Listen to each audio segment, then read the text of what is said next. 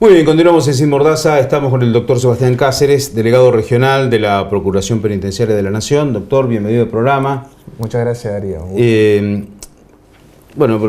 Ya hemos hablado en varias ocasiones y a mí me gustaría hablar de la situación carcelaria, porque parece que ahora descubrimos que la situación carcelaria, al menos en la provincia de Santa Fe, en este caso te ocupás del servicio federal. Nosotros pero utilizan ahora el espacio, no hay cárcel federal en Santa Fe. Nosotros lo que hacemos es encargarnos, nuestra órbita de acción tiene que ver con los detenidos federales, que pueden estar en el ámbito federal o pueden estar en el ámbito provincial, en penitenciarías o en comisarías. En este caso, especialmente vos te dedicás Santa Fe, Entre Ríos y qué otra provincia. Y Santiago del Estero. Exactamente. En el caso de Entre Ríos y Santa Fe no hay cárceles federales, ¿no? No hay cárceles federales, así que los alojados están en el servicio penitenciario de cada una de las provincias mayormente, y en el caso de Santa Fe, bueno, todavía hay unos 140 detenidos federales en la órbita de la comisaría de la policía de la provincia. Ok, y la función tuya es ver cómo viven ellos, en qué condiciones, si se cumplen los derechos que tienen y demás. Claro, nuestra función, digamos, así como hay autoridades que tienen que velar por el cumplimiento de la ley afuera de las instituciones carcelarias, hay también autoridades que tienen que velar por el cumplimiento de la ley adentro de las instituciones carcelarias, y ese es nuestro rol. Nosotros tratamos de que la ley se cumpla también adentro de la cárcel. Los últimos días se desató todo un debate en torno a cómo viven adentro de las cárceles. A partir de la publicación, nosotros publicamos una pileta de natación, esas de lona, de Coronda, y bueno, hay gente que está muy molesta con esto porque dice cómo puede ser que estén detenidos y tengan una pileta de lo pincho o lo que fuera, pero por otro lado hay otra lectura, otra mirada, es decir, con el calor que tiene y encima, adentro en este caso específicamente de Coronda, parecería también inhumano que con las altas temperaturas no pudiesen refrescarse o lo que fuera. ¿Cuál es tu visión de lo que ves, de las visitas que haces en las tres provincias? Mira, Darío, por un lado creo que hay que enmarcar la situación en un contexto social y en un contexto jurídico. En el contexto jurídico es importante tener en claro para qué son las cárceles, según nuestro derecho. Y las cárceles, dice nuestra Constitución, que serán sanas y limpias para seguridad y no para castigo. Y la ley de ejecución de la pena después complementa esa mirada hablando de la rehabilitación del detenido. Entonces, en teoría, nuestras cárceles no son para torturar a la gente, no son para penar, en teoría, por lo menos según nuestro derecho, sino que son para reinsertar en la sociedad a las personas que estuvieron en un incumplimiento con la ley penal. Ahora, en la práctica, ¿se cumple eso o no? En la práctica yo creo que son más lugares de castigo que otra cosa. Creo que la reinserción social, las estadísticas lo demuestran, no está funcionando, pero también no está funcionando la cárcel como debería funcionar. Esto que vos decías y este debate que se armó a raíz de la pileta de lona, las personas privadas de libertad deben estar privadas de libertad ambulatoria. Esto no quiere decir que tienen que tener privado su derecho a contacto familiar, a sus relaciones afectivas, no quiere decir que tienen que estar en un pabellón con 60 grados de térmica, torturados por el calor, no quiere decir que tienen que ser golpeados, no quiere decir que tienen que tener mala alimentación, quiere decir que tienen que estar privados de libertad ambulatoria y tienen que tener un régimen también de vida que les indique ciertas pautas y que permita, a través de un tratamiento en teoría, ser reinsertados posteriormente a la sociedad con la posibilidad de tomar un camino legal en su vida y no volver a la cárcel. Este debería ser el objetivo y nosotros deberíamos preguntarnos qué debemos hacer adentro de la cárcel para tratar de lograr que aquellas personas que hoy están privadas de libertad no vuelvan nunca más a la cárcel porque no vuelvan a entrar en conflicto con la ley.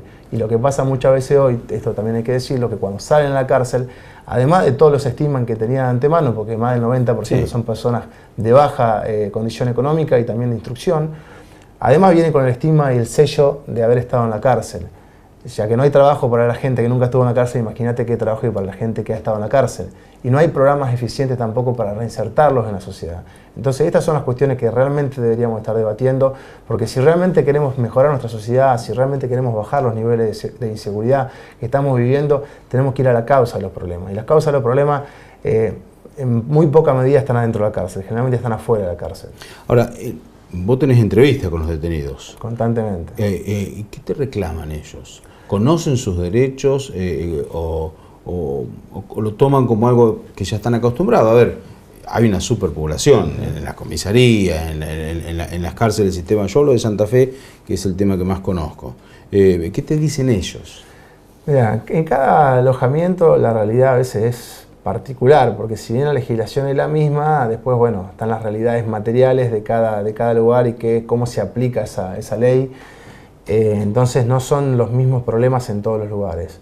Reclamos comunes tienen que ver con la alimentación, reclamos comunes tienen que ver con las dilaciones en los procesos penales, reclamos comunes tienen que ver a veces con deficiencia en la atención de salud, reclamos aislados en el caso de la jurisdicción en la que yo trabajo, pero que a veces se plantean también, tienen que ver con malos tratos, con situaciones de apremio, a veces de tortura. Vos mencionaste algunos, por ejemplo, el caso de la comida. ¿Vos has visto lo que comen? A ver, yo he escuchado cosas de Coronda, de Las Flores también, que los presos se quejan que no pueden comer lo que les dan y de eso hacen lo que le llaman una ranchada, más lo que le lleva a la familia, lo juntan y hacen ahí un guiso o algo para comer. ¿Es cierto? La calidad de la comida, es cierto que generalmente los detenidos suelen aprovechar los alimentos que le provee la familia para hacer su propio alimento. A veces lo complementan con lo que le da la unidad penitenciaria. Algunos internos solo comen la comida de la unidad penitenciaria, pero tampoco creo que se pueda marcar como algo uniforme la calidad de la alimentación en todos los centros de detención. Y a veces en un mismo centro de detención va variando con el tiempo, cambian los cocineros, cambian los oficiales y cambia la calidad de la comida. Nosotros cuando detectamos que hay un problema en la alimentación, actuamos a través de las herramientas que la ley nos da, que tienen que ver con el señalamiento, que tiene que ver con la sugerencia, y tienen que ver en casos extremos con la denuncia.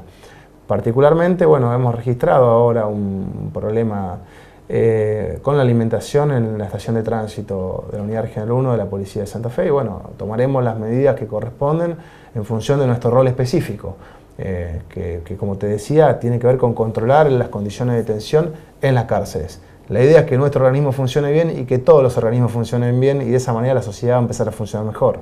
¿Han tenido denuncias por el tema del aislamiento? Es decir, bueno, primero, ellos están aislados, están detenidos en una cárcel o donde fuere, pero yo he escuchado de hablar con muchos presos, es que otra de las críticas es el tema del aislamiento o los castigos dentro de la propia cárcel o el sistema de penitenciario. Nosotros es importante poner de manifiesto que tenemos actuación, como bien decíamos al principio, solamente con los detenidos federales. Claro. Entonces, por ahí vamos a una unidad como Coronda, donde hay 1000 personas privadas de libertad y nosotros solamente miramos la realidad de 40, 50 o 60. Entonces, esto también nos da una visión un poco quizá distorsionada para hablar de la totalidad de los detenidos. No hemos tenido problemas en la jurisdicción con detenidos federales que en este momento recuerde en relación a ese tema. Sí, uno escucha que muchas veces hay quejas por gente que ha pasado muchos días en situación de aislamiento, cosa que está totalmente prohibida por los tratados internacionales. O sea, el castigo adentro de una cárcel está prohibido.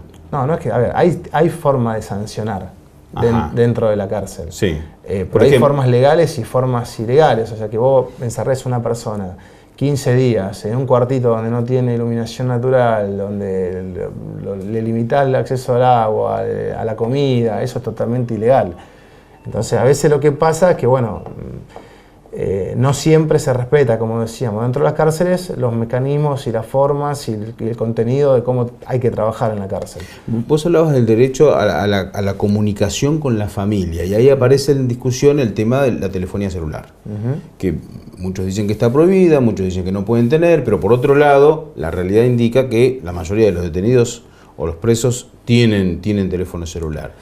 ¿Cómo se puede regular eso, implementar, controlar? ¿Qué es lo que vos ves? Mirá, yo creo que es muy importante que las personas privadas de libertad mantengan un contacto con el mundo exterior, que mantengan un contacto con sus relaciones afectivas, que son las que los motivan a ir para adelante. Nosotros tenemos que recordar que al detenido tenemos que tratar de reinsertarlo en algún momento en la sociedad. Y no lo vamos a reinsertar en la sociedad sacándolo de raíz de la sociedad. O sea, si nosotros cortamos toda su posibilidad de interacción, la verdad que lo que estamos dificultando es que la persona se pueda integrar correctamente a la sociedad cuando salga. Entonces yo creo que la comunicación telefónica tiene que estar disponible. Es un debate si tiene que ser a través de celulares o a través de teléfonos públicos, fijos.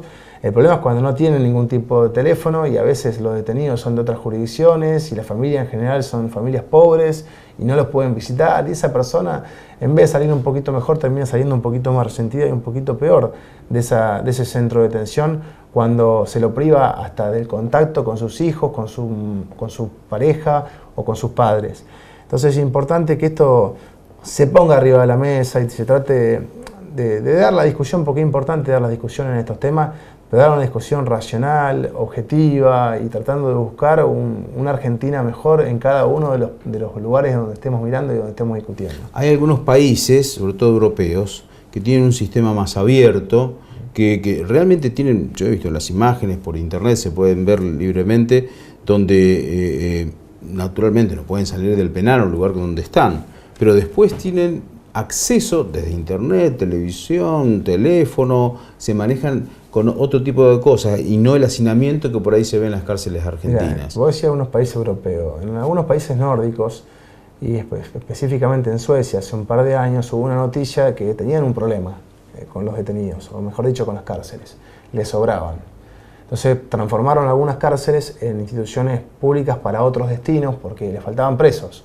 Ajá. Entonces tendríamos que empezar a pensar qué es lo que hacen ellos mejor que lo que hacemos nosotros. Y qué es lo que hacen mejor tiene que ver un poco con lo que hacen en la cárcel con este tipo de cuestiones, de tratar de insertar y de alguna manera socializar a esa persona que no se pudo socializar bien. Y por otro lado tiene que ver también con qué hacen antes de la cárcel. Tiene que ver con el acceso a los bienes de las personas, tiene que ver con la diferencia que hay entre el que menos tiene y el que más tiene, porque realmente creo que la marginación lleva o empuja, no quiere decir que determina, pero sí quiere decir que empuja a las situaciones de conflicto con la ley. Entonces yo creo que tenemos que tratar de mirar la cárcel y de discutir la cárcel, pero mirarla y discutirla en un contexto más amplio, donde miremos y discutamos la sociedad, donde pensemos en políticas sociales, donde pensemos en que los chicos que no tienen para comer o no pueden estudiar, tienen que tener para comer, tienen que tener para estudiar, que los padres tienen que tener para trabajar y tienen que poder llevar y proveer de comida a sus hijos en su casa. Y a partir de eso yo estoy convencido que las cárceles van a empezar a ser menos necesarias. Yo entiendo que las urgencias de todos nosotros, lo que no entramos en conflicto con la ley, de querer vivir en seguridad y querer vivir en paz, nos demandan muchas veces respuestas espasmódicas, impulsivas, que tienen que ver, yo a veces lo grafico, digo, si vos tenés 10 semillas y tenés mucho hambre, por ahí la tentación es comerse las 10 semillas. Ahora lo inteligente y lo realmente eficiente es plantar las semillas, regarlas, cuidarlas y después poder comer los frutos. Y en términos sociales es más difícil de verlo, pero pasa lo mismo. Nosotros necesitamos seguridad en nuestra sociedad, necesitamos paz. Ahora, no podemos equivocar los caminos, porque si no lo que estamos haciendo es profundizar los problemas. Entonces, bueno, es importante que las cárceles se empiecen a abrir, se empiecen a ver, que la gente empiece a entender que en la cárcel la gente no la pasa bien, que en la cárcel se la pasa mal y se la pasa peor de lo que se la debería pasar en función de nuestra legislación, y que lo importante es que esas personas que entraron mal hoy puedan salir mejor mañana, puedan salir con un trabajo, puedan insertarse en la sociedad y puedan ser miembros productivos. Hoy no salen así. Hoy yo creo que los que salen así es en virtud de sus propias virtudes, de sus propias capacidades, digamos, de reacomodarse frente a la vida, pero que el sistema no apunta, o sea, el sistema no motiva, no impulsa eso, el sistema los lleva realmente a tener una situación de mayor resentimiento que la que tenían antes de ingresar a la cárcel, y eso hay que revertirlo, y eso hay que revertirlo con políticas carcelarias, con políticas penales, pero hay que revertirlo fundamentalmente con políticas sociales, y está probado también en el mundo de que la mano dura y de que subir las penas no baja la inseguridad, de que la inseguridad se baja y el delito se baja, y esto está probado, como te decía, fundamentalmente lo que se mide cuando uno mide delito, o el delito, digamos, que sirve de mejor manera para cuantificar el tema de la inseguridad son los homicidios. Los homicidios dolosos por cada 100.000 habitantes se mide, que en Santa Fe son muy altos. Y estos bajan cuando la brecha social disminuye. No es una cuestión de países con mayor riqueza o menor riqueza. Si miramos Estados Unidos, tiene tasas de criminalidad muy altas, tasas de encarcelamiento muy altas y tasas de reincidencia muy altas. Esto realmente se ve bajo, como te decía, por ejemplo, en los países nórdicos. Y vos decís, ¿qué tienen? ¿Son más ricos que Estados Unidos? No, tienen una desigualdad social mucho más chica. Entonces ahí está el tema, tenemos que lograr una sociedad más justa. Y tenemos que lograr cárceles, digamos, que vayan en este sentido. Si solamente atacamos el tema de la cárcel y tratamos de corregir la cárcel y no corregimos lo demás, al problema de la cárcel no lo vamos a solucionar. Esto dalo por seguro. Sebastián, muchísimas gracias por estar con nosotros. Muchas gracias a vos, Darío.